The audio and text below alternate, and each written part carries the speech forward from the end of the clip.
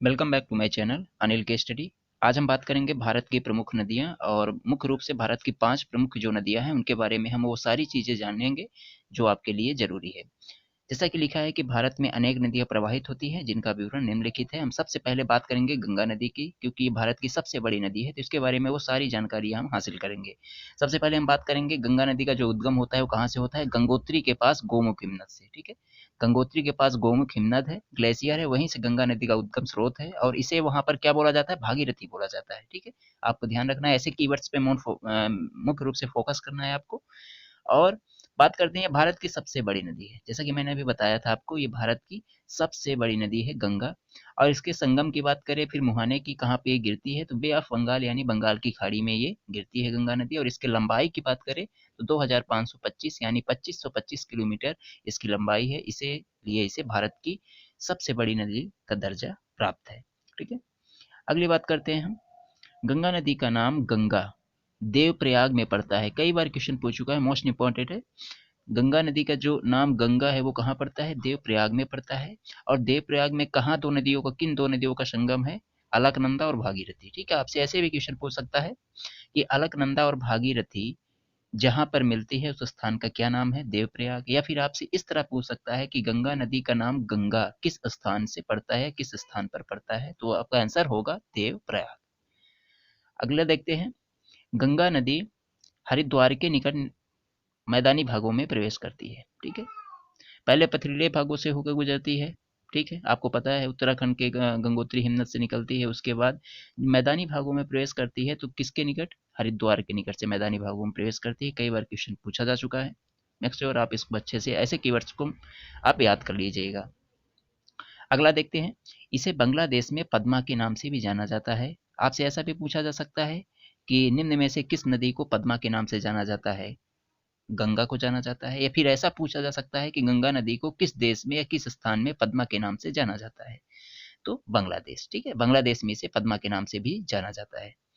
अगला देखते हैं।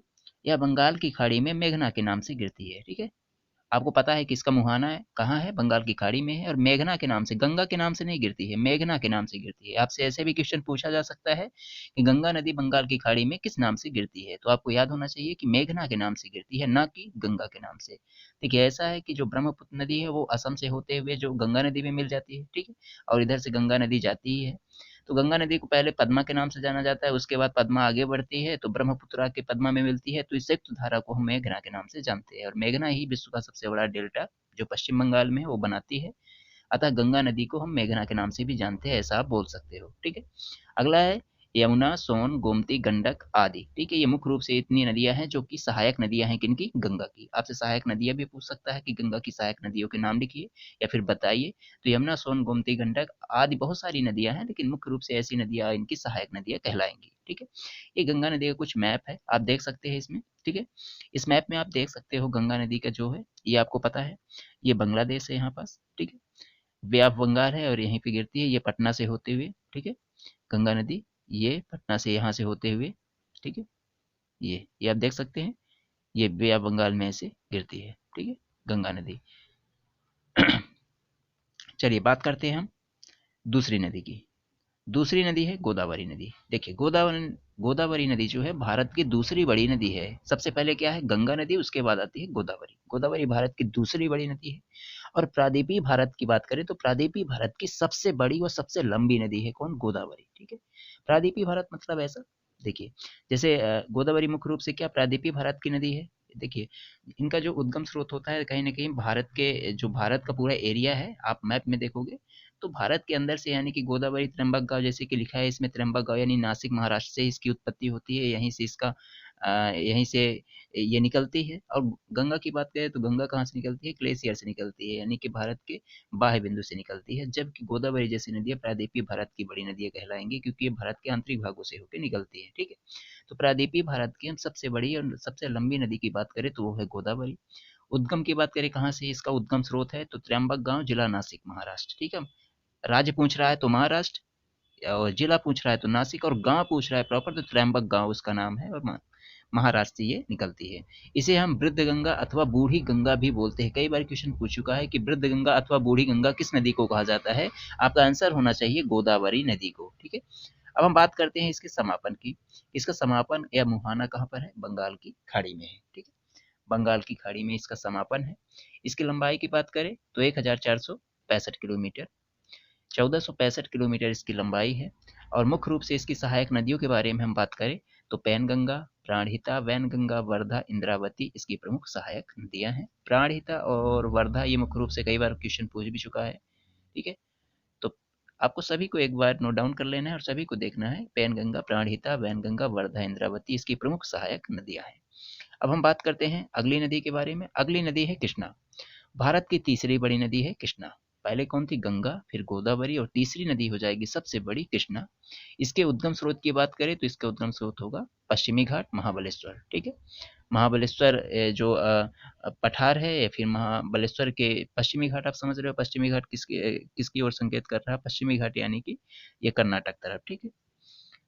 इसके समापन की हम बात करें तो समापन मुख्य रूप से बंगाल की खाड़ी में यानी कि बंगाल की खाड़ी में ही गिरती है। इसकी लंबाई की बात करें तो 1401 किलोमीटर इसकी लंबाई है। और मुख्य रूप से इसकी सहायक नदियों में शामिल है भीमा, कोयना, तुंगभद्रा, मूसी, अमरावती, घाटप्रभा आदि, ठीक है। ये इसकी प्रमुख सहायक नदियां हैं। अब हम बात करते हैं अगली नदी की। अगली नदी है यमुना नदी। भारत की चौथी बड़ी नदी है यमुना नदी। पहली कौन थी? गंगा, फिर गोदावरी, फिर कृष्णा और चौथी हो जाएगी यमुना। इसके उद्गम स्रोत की बात करें तो यमुनोत्री हिमनद से होता है, ठीक है। गंगा नदी का कहाँ होता था? गंगोत्री से। और यमुना का होता है यमुनोत्री हिमनद से। समापन अथवा मुहाने की बात करें तो ये प्रयागराज गंगा नदी में मिल जाती है, जिसे हम संगम के नाम से भी जानते हैं। और प्रत्येक वर्ष माघ महीने में वहाँ मेला भी लगता है, आयोजन होता है। तो आप संगम इसी के द्वारा वो नाम हुआ है कि गंगा और यमुना का वहाँ संगम होता है। तो ये मुख्य रूप से यमुना गंगा में मिल जाती है। और मिलती कहाँ है? प्रयागराज। प्रयागराज किसका नाम? इलाहाबाद, ठीक है। पूर्व नाम इलाहाबाद था, अब नया नाम प्रयागराज हो गया, तो यहीं पे मिलती है। इसके लंबाई की बात करें हम तो 1375 किलोमीटर इसकी लंबाई है, यानी यमुना नदी की। और इसकी सहायक नदियों में शामिल है मुख्य रूप से चंबल, बेतवा, केन इसकी प्रमुख सहायक नदियां हैं यमुना नदी की। अंतिम नदी की बात करते हैं नर्मदा नदी।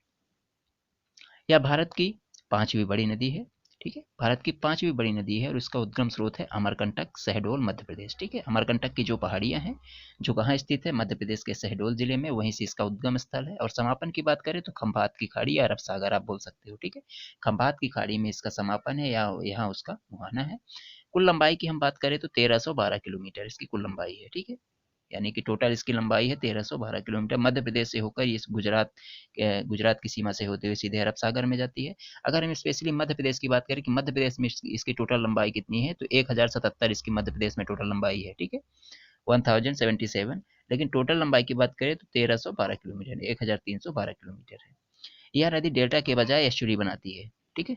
देखिए, मुख्य रूप से बहुत सारी ऐसी नदियां हैं जो जैसे कि जो आपके पश्चिम बंगाल में जो नदियां जिनका मुहाना है जो जो गिरती हैं वे ऑफ बंगाल में, ठीक है। बंगाल की खाड़ी में तो मुख्य रूप से क्या बनाती हैं? डेल्टा। जैसे गंगा, यमुना, गोदावरी जिनकी बात मैं ऑलरेडी कर चुका हूँ, ये नदियाँ क्या बनाती है? डेल्टा बनाती हैं। किंतु नर्मदा और तापी, ठीक है, ताप्ती नदी के बारे में आगे की वीडियो में आपको जरूर डिस्कस करेंगे। तो ऐसी दो नदियां हैं जो डेल्टा ना बनाकर एस्चुरी बनाती है। कई बार क्वेश्चन पूछ चुका है कि एस्चुरी नदी इनमें से कौन बनाती है? उसमें एक ऑप्शन रहेगा नर्मदा, बाकी तीन अलग नदियों का नाम तो आपको ध्यान में रखना होगा। ये डेल्टा ना बना के एस्चुरी बनाती है या उसका निर्माण करती है। अगला है यह ब्रिभंस घाटी, जिसे हम इंग्लिश में बोलते हैं रिफ्ट वैली से होकर बहती है, ठीक है।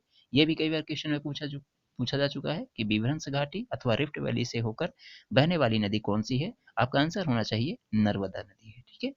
कपिल धारा, दुग्ध धारा, भेड़ाघाट जलप्रपात इसी में स्थित है, ठीक है। कपिल धारा, दुग्ध धारा, भेड़ाघाट जलप्रपात मुख्य रूप से ये मध्य प्रदेश में ही स्थित है। और किस नदी में स्थित है? नर्मदा में। और फेमस ऐसे वाटरफॉल हैं, ठीक है। ज़्यादा इतने बड़े भी नहीं हैं ना तो इतने छोटे हैं, लेकिन फेमस हैं। तो आप मुख्य रूप से ऐसे कीवर्ड से फिर ऐसे वर्ड जो भी ये जलप्रपात है इनको आप नोट डाउन कर लीजिएगा कि ये नर्मदा नदी में ही स्थित है, ठीक है। तो ये था भारत के प्रमुख 5 नदियों के बारे में, ठीक है। 5 नदियों के बारे में वो सारी जानकारी है जो आपके लिए ज़रूरी है। और किसी भी नदी के बारे में अगर आपसे वस्तुनिष्ठ प्रकार या फिर लिखित रूप से कुछ पूछा जाता है तो इतना आपके लिए सफिशिएंट होगा और इससे बाहर कहीं नहीं जाएगा, ठीक है।